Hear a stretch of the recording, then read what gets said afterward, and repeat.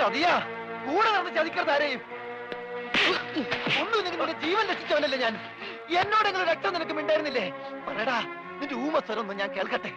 മരിച്ച നിന്നെ ജീവിപ്പിക്കാൻ പറ്റുമെങ്കിൽ നിന്നെ കൊണ്ട് സംസാരിപ്പിക്കാൻ പറ്റുമെന്ന് ഞാൻ നോക്കട്ടെ. സംസാരിക്കടാ, എടാ സംസാരിക്കാൻ. എന്നോട് ക്ഷമിക്കടേ രമണ.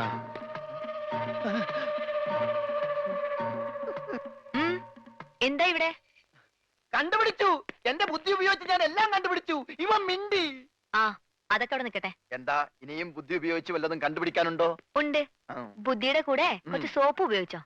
തുണി എടുത്തിട്ടിട്ടുണ്ട്, അലക്കിക്കോ. എല്ലാം ഞാൻ അലക്കും. ഭർത്താവാണ് പോലും ഫൂ എന്നും പറഞ്ഞൊരു തുപ്പും തുപ്പി. ഏതായാലും അമ്മാവനും അവളുടെ ഭർത്താവും തമ്മിൽ തീരെ യോജിപ്പിലല്ല. അല്ലെങ്കിലും അമ്മാവന് ആരുമായി അങ്ങനെ പൊരുത്തപ്പെട്ട് പോവില്ല. എന്തായാലും അത് കഴിഞ്ഞല്ലോ. അവളുടെ വിവാഹം നടക്കണമെന്ന് ഞാൻ പ്രാർത്ഥിക്കാത്ത ദിവസങ്ങളില്ല. പാവം കുട്ടിയവള്. എവിടെയായിരുന്നാലും സന്തോഷമായിട്ട് കഴിഞ്ഞാൽ മതിയായിരുന്നു. അവളുടെ ഭർത്താവിന്റെ ഫോട്ടോ വല്ലതും നീ കണ്ടോ? ഫോട്ടോ? ഒരു ഫോട്ടോ കണ്ടതിന്റെ വേദന ഇതുവരെ മാറിയിട്ടില്ല. നീ എന്നോട് മിണ്ടണ്ട, നമ്മ തമ്മിൽ ശരിയാവൂല.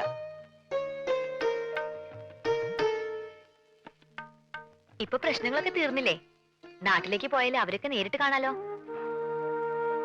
ഞാൻ ജീവിച്ചിരിക്കുന്നു എന്നറിഞ്ഞ വേറെ ഒരാളെ വിവാഹം ചെയ്തത് എന്നോട് ചെയ്ത് തെറ്റായിട്ടോ ചതിയായിട്ടോ ഒക്കെ അവൾക്ക് തോന്നും. ഏതായാലും ഉടനെ ഞാൻ അങ്ങോട്ടേക്കില്ല. അപ്പൊ ഇവിടെ തന്നെ അങ്ങ് കുറ്റിയടിക്കാൻ തീരുമാനിച്ചോന്ന്? ഊവ്, സിഖ് മതവും സ്വീകരിച്ച് തൽക്കാലം ഇവിടെ തന്നെ കൂടിയാലോ എന്ന് ആലോചിക്കുക. ആഹാ, നിനക്ക് അത്രയ്ക്ക് ധൈര്യമുണ്ടോ? എങ്കിൽ ഇവളെ നിനക്ക് കെട്ടിച്ചു തരും. സത്യം പറഞ്ഞത്. ഇവൾക്ക് തന്നെ വലിയ ഇഷ്ടാ. നിനക്ക് ഇഷ്ടാണോ? അല്ല, അത് ഞാനീ ഇഷ്ടാണോ അല്ലേന്ന് പറ. ഇഷ്ടാണോ? ഇഷ്ടല്ലേ? അങ്ങനെ ഇഷ്ടക്കുറവൊന്നുമില്ല. അയ്യടാ, അപ്പൊ കുട്ടിത്തേവാങ്ങിന്റെ മനസ്സിലിരിപ്പ് ചെറുതൊന്നുമല്ല.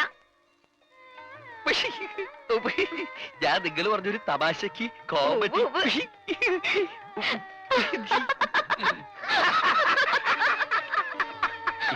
ആക്കിയതാണല്ലേ ഞാൻ ഊഹിച്ചു. എന്നെങ്ങനെ വെട്ടിലൊന്നും വീഴ്ത്താൻ പറ്റില്ല. ഞാൻ വീഴ്ത്താൻ എന്റെ തുണി